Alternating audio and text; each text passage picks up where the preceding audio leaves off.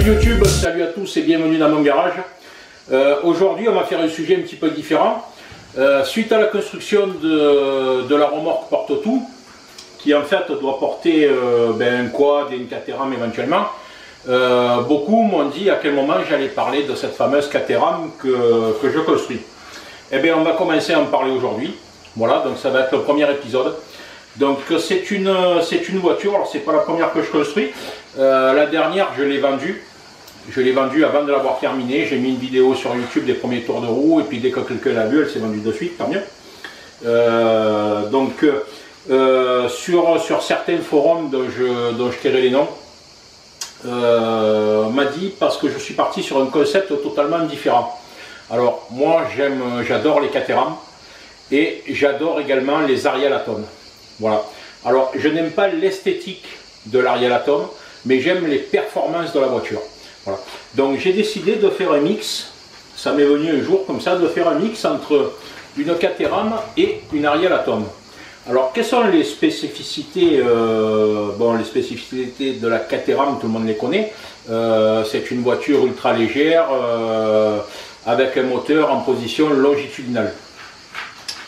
Et alors que la Caterham, chez Ariel, sur l'Ariel Atom, c'est des gens qui ont tout compris. Alors eux, qu'est-ce qu'ils ont fait? Ils ont fait un châssis qui est très très difficile à reproduire parce qu'il a 4 tubes qui ont une galbe relativement longue. Donc pour le faire comme il faut une galbeuse. Si vous le faites à la cintreuse, c'est une vraie galère. Un châssis qui est très difficile à reproduire. Pourquoi? Parce qu'aujourd'hui, le châssis de la Caterham est le plus reproduit dans le monde. Voilà, donc tout simplement. Donc pour ne pas être copié et avoir des mauvaises copies, ils ont fait un châssis qui est relativement complexe. Malgré tout, ils arrivent à être copiés, mais bon, ça c'est autre chose.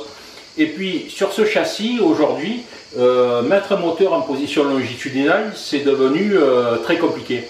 Pourquoi? Parce que d'occasion, on n'en trouve pratiquement plus.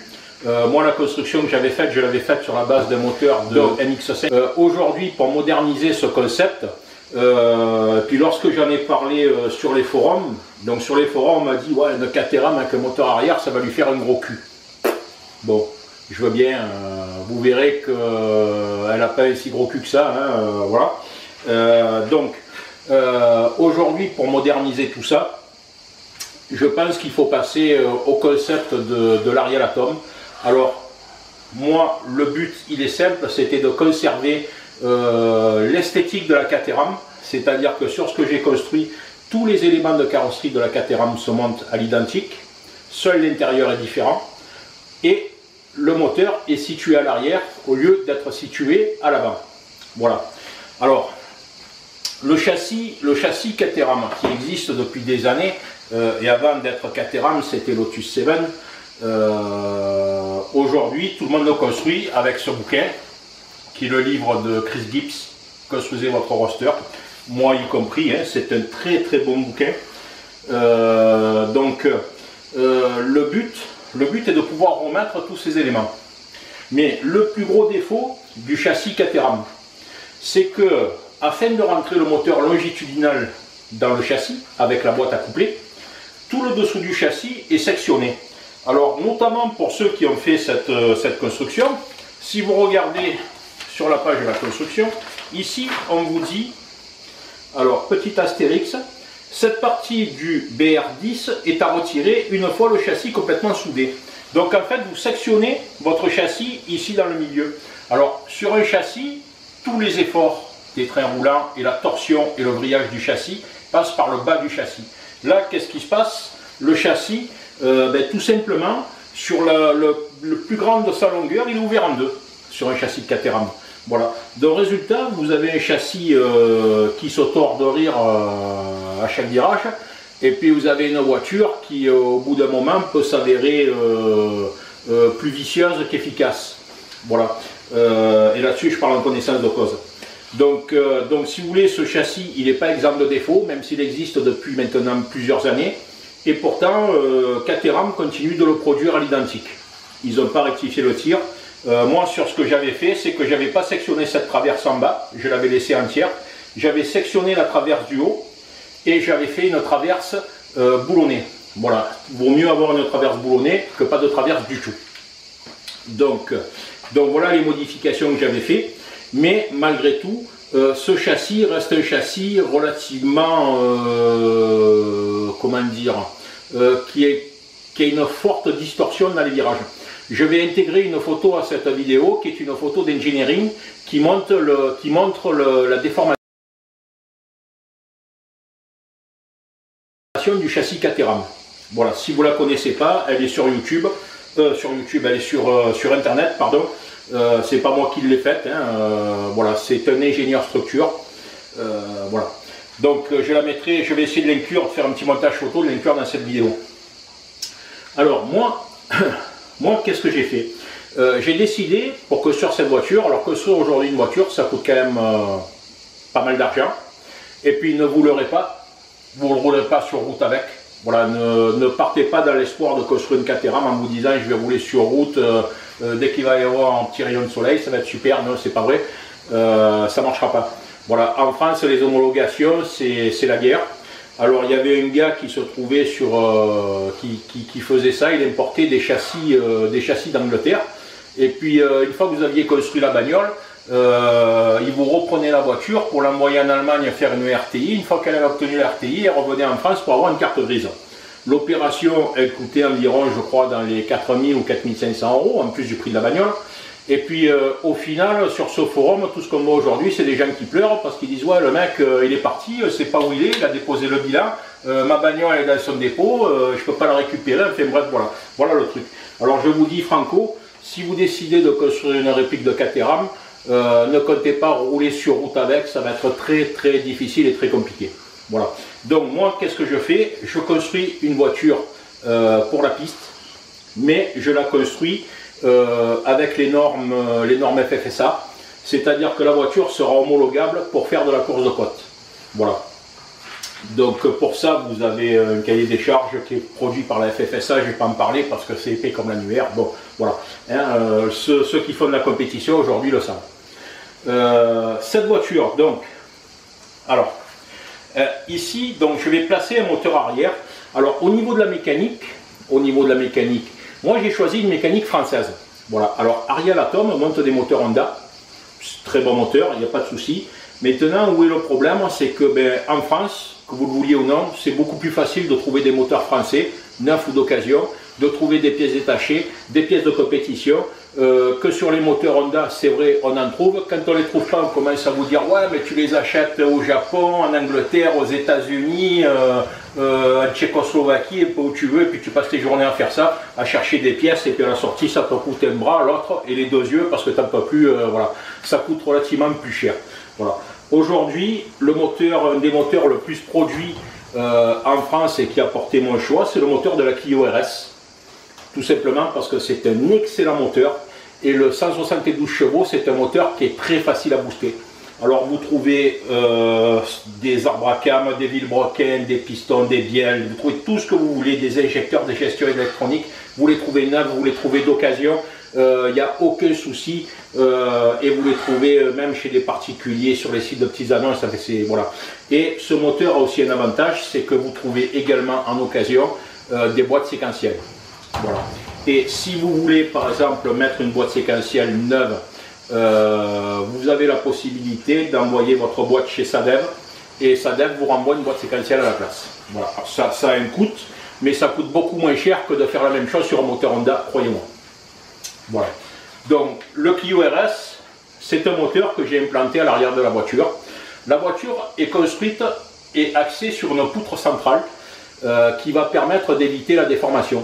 Donc cette poutre centrale est structurée. J'ai également structuré les flancs du châssis pour encore rigidifier le tout. Donc le principe de ce châssis, c'est que la voiture sera équipée d'une Oscone, du capot et du scuttle. Les pièces de carrosserie s'arrêteront là puisque sur l'Ariel Atom, il n'y a pratiquement pas de carrosserie. Donc encore une fois, les ingénieurs de chez Ariel ont une bonne idée, c'est comment réduire les coûts ou gagner plus d'argent, c'est-à-dire faire une voiture où il n'y a pas de carrosserie. C'est vraiment génial. Cette Ariel Atom, elle est vraiment géniale du début jusqu'à la fin. D'ailleurs, ça marche tellement bien qu'ils ont sorti une version buggy, enfin je ne sais plus le nom, enfin une version qui permet de faire du tout-chemin ou du tout-terrain. Voilà. Donc, moi, sur cette voiture, je vais monter donc des pivots qui sont de fabrication maison. Tout le freinage a été repensé. Alors, dans d'autres vidéos, pour ceux qui ont suivi ma chaîne, je parlais par exemple du mouli qui était mal usiné. Donc aujourd'hui, voilà, moi les pièces que je fais usiner. Donc on est sur une qualité, voilà. Donc ça c'est un pivot qui est en alu, taillé dans la masse.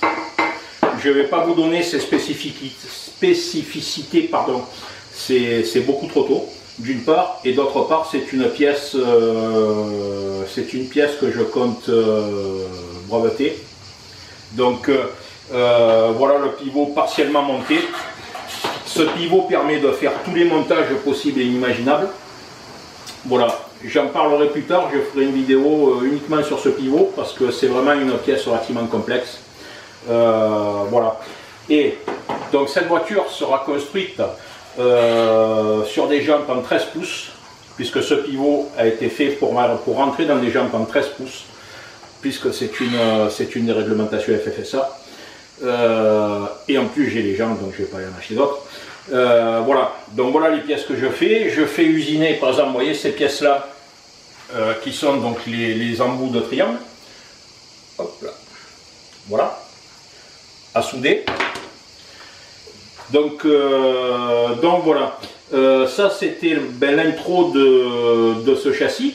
Tout est construit sur des trains rotulés, donc rotulés avec bien sûr ce type de rotule, hein, pour ceux qui ne le savent pas. Voilà, donc rotulé côté châssis et côté roue afin d'obtenir un maximum de réglage. Et les rotules sont enchâssées dans des élargisseurs que je fais toujours usiner moi-même. Voilà. Donc des pièces qui sont spécifiques au montage des trains roulants. Voilà. Qu'est-ce que j'ai oublié de vous dire? Ben, il y aurait tellement à dire que il faudrait faire une tartine, quoi. Donc voilà pour cette première vidéo de la construction de la Caterham. Là je vais vous faire suivre comment ça s'appelle, le châssis. Donc le châssis, moi c'est une construction que j'ai démarré il y a plusieurs mois. J'ai bien dit plusieurs mois, et que j'ai dû arrêter parce que bon, j'avais du boulot à côté, donc on ne peut pas tout faire à un moment donné. Et puis je reprends seulement ces jours-ci, donc c'est pour ça que j'ai décidé de faire une vidéo là-dessus. Et à la demande des gens qui suivent ma chaîne.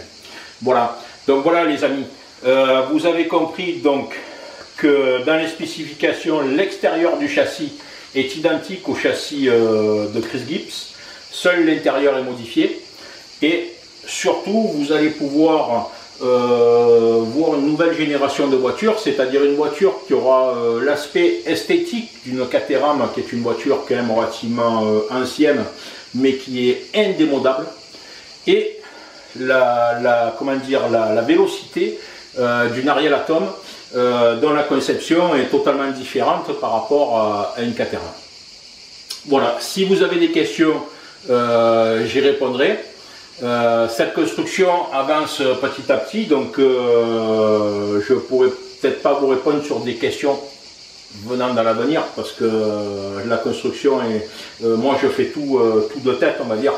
Donc voilà, hein, j'ai rien, j'ai pas d'ordinateur pour faire des plans à l'avance. Voilà, donc si vous avez des questions, vous pouvez me les poser, il n'y a pas de souci, j'y répondrai. Voilà YouTube, je vous remercie et la suite arrive. Alors voilà, alors mon garage étant relativement petit, j'ai du mal à filmer plus que ça. Hein.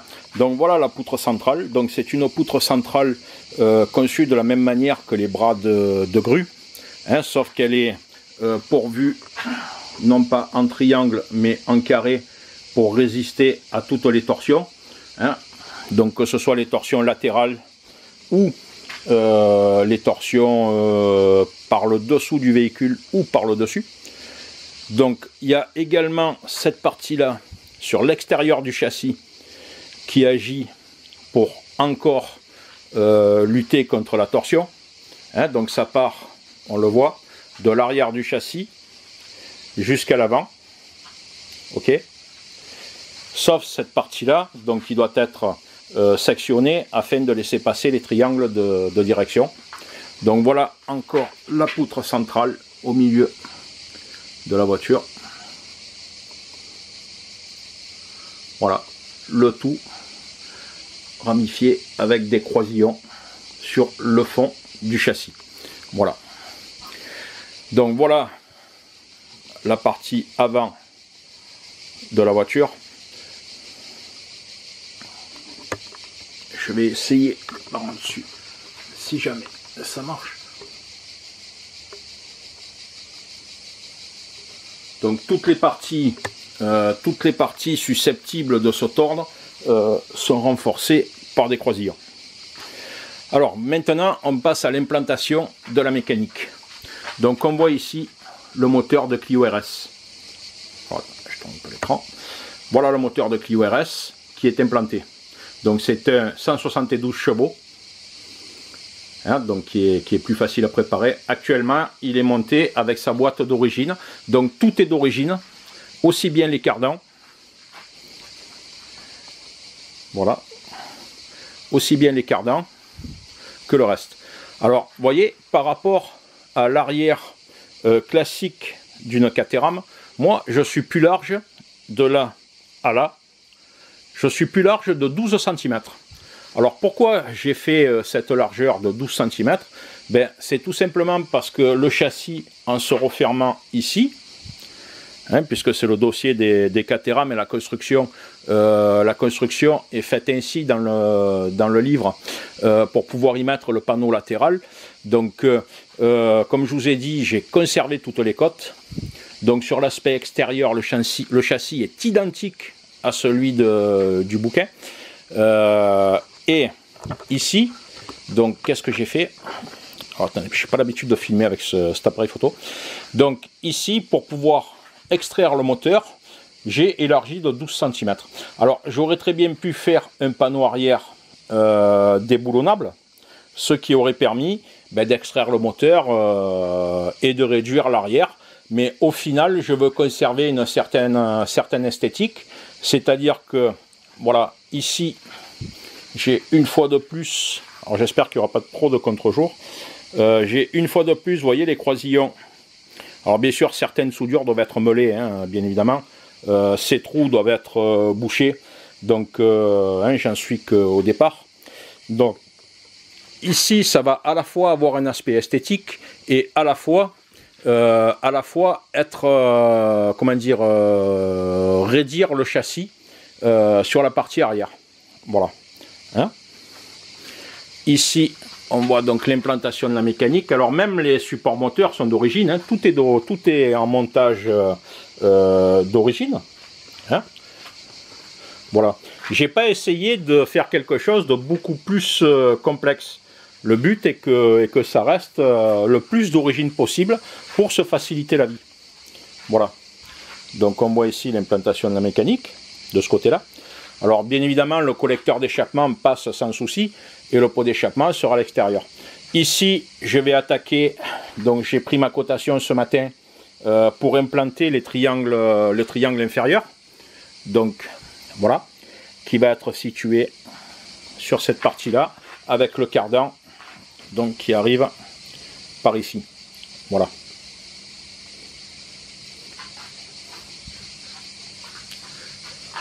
Donc ce qui est fait d'un côté est reproduit de l'autre, bien sûr. Donc toute cette partie-là du châssis sera peinte et restera ouverte. Toutes les soudures pour beaucoup seront meulées pour l'aspect esthétique. Voilà. Alors c'est très difficile à construire une poutre comme ça. Alors moi je l'ai construit sur un établi marbre. Tout est fait sur un marbre bien sûr, qui est un marbre de ma conception, sur lequel je reviendrai peut-être un jour, mais pas aujourd'hui. Voilà.